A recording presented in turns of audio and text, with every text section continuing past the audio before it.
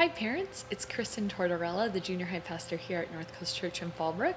Just wanted to give you a quick recap on what we did on Sunday morning this weekend.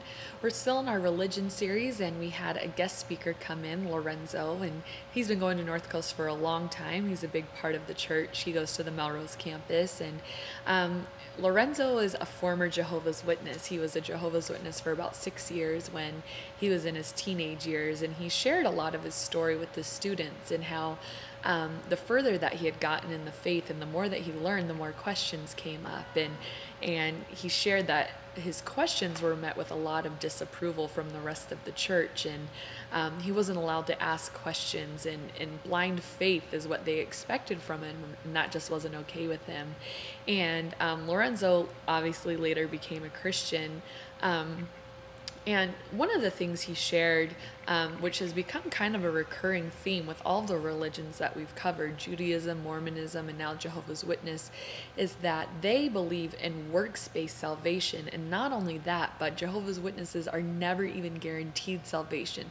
So they might work their whole lives and do all of this stuff and do all of these good things and go door to door like they're supposed to, and how some of us have experienced, but yet they're never guaranteed or sure of their salvation.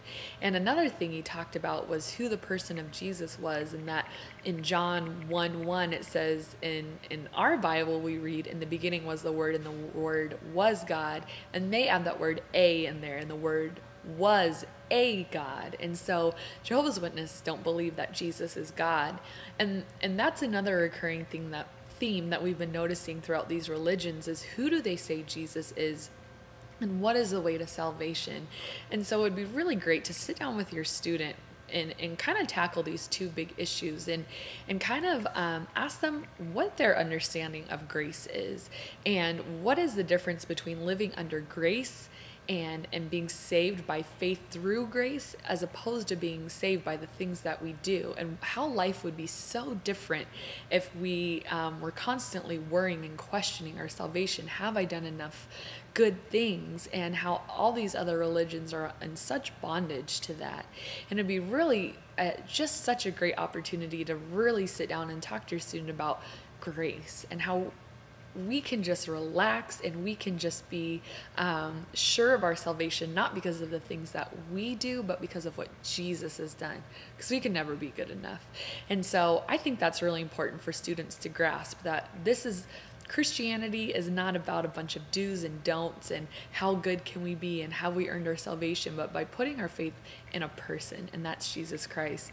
Another great thing to talk to your student about is just the area of doubts and questions. I told the students on Sunday, you know what? Unlike the experience Lorenzo had with the Jehovah's Witness, church, we are not afraid of your questions. If you have doubts, if you have things that you're struggling with, please ask us. Please get to the bottom of those doubts before they grow into some serious doubts. And so ask your student, hey, does anything not make sense to you about Christianity? Is there something you're afraid to ask or say? Like, let's tackle that together. What resources can we pull? What people can we talk to get to the bottom of those issues? So encourage your student, ask questions, and understand that we truly do live under grace. So we'll see you guys next week. Thanks for watching.